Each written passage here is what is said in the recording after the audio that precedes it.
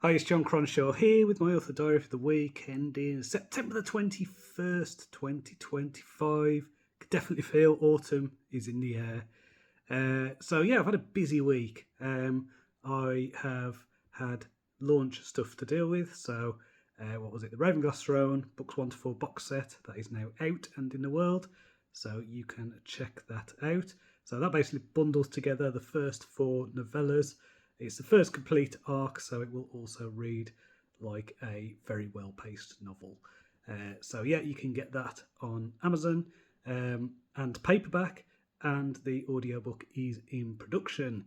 Speaking of audiobooks, my Punks vs Zombies audiobook, book 1 of that, is now live on Audible, and Trial of Thieves, which is Dawn of Assassins book 2, is also live on Audible. Now, Trial of Thieves, that has been in production for quite a long time. So I think that's been in production for like nearly 3 years. So that is finally out in the world. Don't know how well that will do because, there has been a little bit of a delay there. And even in the reviewing process, it was like I submitted that on August the 13th for review, and it's only just kind of gone through that this week. So it has been just a bit of a nightmare all the way, to be honest. But the narrator's done an amazing job. So, the quality of the audiobook is great. And book 3 is in production. Hoping get that out by the end of the year, but we shall see. I'm not holding my breath. So in terms of writing, I have been working on thriller stuff. So really been enjoying that. Just getting that done. That's been very good. I've had a few questions this week. So on my Patreon, I now have a Q&A section in the community tab. So if you're a follower, I think as long as you're like a free member, you can ask questions there. So Joe Patterson, he asked a couple of questions. The first one was about, I think, how I stay productive, how I can be so amazingly prolific, how I produce so much. And it's basically that this is what I've been doing for years and years. So before being a journalist, before being an author, I was a journalist working for a newspaper, had to write a lot. Then always written a lot. I write most days. I write at least 5 days a week, sometimes 6. And my goal is to write at least 3,000 new words a day when I'm doing my writing. So that usually means I've got at least 15,000 new words at the end of a week. Usually this is more because that's usually about 5,000. Sometimes creeps up to 6,000 or 7,000 in a day. Sometimes I have been known to do over 10,000 in a day, but they're rare, and then I usually pay for it the next day by feeling exhausted. But that is kind of, it's just a habit. This is what I do. It might be that I do, working on one novel over a couple of days, then I might write a short story, might go and edit something else. So the main thing I do is I follow my energy. So whatever I am most excited about in that day is what I work on. So this can mean that I do a project really quickly. I think some of my Guild of Assassins books, the first drafts of those took maybe 2 or 3 weeks. And then some books will take years. And that is just because of what I'm most excited about. I follow the energy. And this is in terms of like what I'm writing as well. Rather than having a set method for writing, redrafting, all that kind of stuff. Again, I'll follow my energy. So it might be that I'll just do a complete spending my time doing a first draft in one day, and maybe I'll get 7,000 words of first draft dictated, and then I'll maybe process it the next day and do all the editing of that. But it just depends. Sometimes, usually what I do is I might do the 3,000-4,000 words in the morning, then I work on cleaning it up in the afternoon. So by the time I start the next chapter the next day, next few chapters, then I've got a really clean draft, and usually it just requires one more pass, and then getting to the editor, and then getting sorted by the editor basically. But this process had taken me, writing millions of words, getting a lot of mistakes along the way. Just kind of a process that works for me and the way my mind bounces around.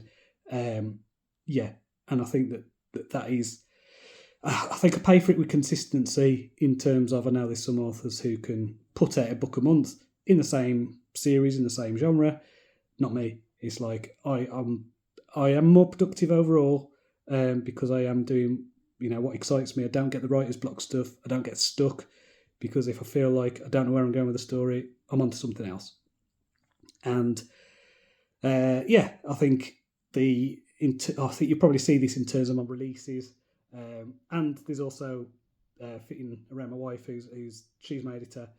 She's got her own editing clients, so I kind of have to fit around her. And sometimes that'll mean she'll do like 2 or 3 of my books at once, and then you might get 2 novels coming out in like a couple of weeks, or things like that. I think that happened with like my Guild of Assassins stuff, where it was like I released book 1 like last year, and then took nearly a year, and then books 2 and 3 came out pretty much together. So yeah, I know I pay for it in terms of kind of having a consistency, but yeah, I think overall I will end up with a really nice back catalogue by doing that. You also asked about keeping track of world building. Again, this is something that I've been in this, my Ravenglass universe. I've been in it. It's kind of lived rent free in my head for over a decade now. I think I was doing like the first couple of short stories in this in like 2015, and so and doing a world building as well. So it's all been like an iterative process. It's been returning to the same locations, might be at different time periods. So if you've read different series, you might recognise the same towns, but because they're in different time periods, I think of them in terms of like, if you go to any historic city in the UK, for example, there'll be new shiny buildings next to castle ruins and things like that. So it's like there's always this layers upon layers of history. So I can make references to things that have happened in these locations, and kind of what is it? Nordturm, for example, in my Ravenglass universe, it's like depending on which book you pick up, depends on what that place looks like.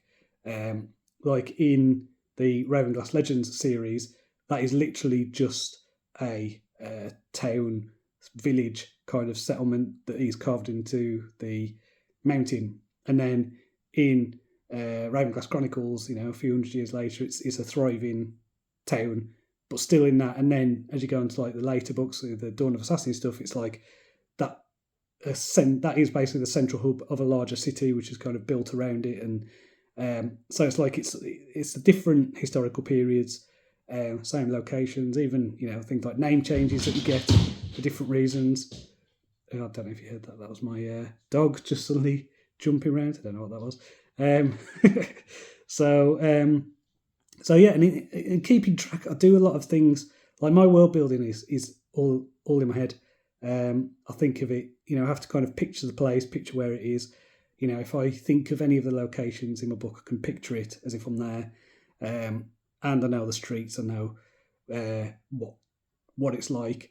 And yeah, just I suppose it's not helpful for anyone else. If anyone else ever wants to write in my universe, that's I don't know about that.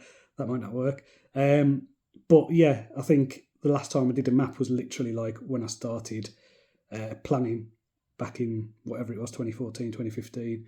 And then, what is it? Yeah, just I do a lot of things like thinking about historical events within the world, doing law documents, things like that, and just kind of making little things. I mean, I've been posting quite a few of those on Patreon that I've done over the time, and these are just little nuggets of information, little things that add to the world building. I can't remember what game it was. There was a video game that did this. I want to say it was Dark Souls, where you got like little nuggets of information that built the broader world and made these little connections.